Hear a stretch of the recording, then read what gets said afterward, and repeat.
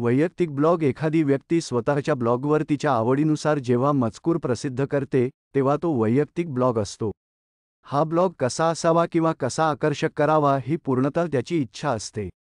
वैयक्तिक ब्लॉगवर सातत्याने किंवा गरजेनुसार लेखन करता येते. सहयोगी ब्लॉग जेव्हा एकापेक्षा अधिक ब्लॉगर्स वेब ब्लॉगमध्ये पोस्ट लिहितात तेव्हा त्याला सहयोगी किंवा गट ब्लॉग म्हणतात. अनेक विषयांचे एकत्रीकरण यात वाचायला मिळते. मायक्रोब्लॉगिंग डिजिटल सामग्रीचे लहान लहान तुकडे पोस्ट करण्यासाठी मायक्रोब्लॉगिंगचा उपयोग होतो.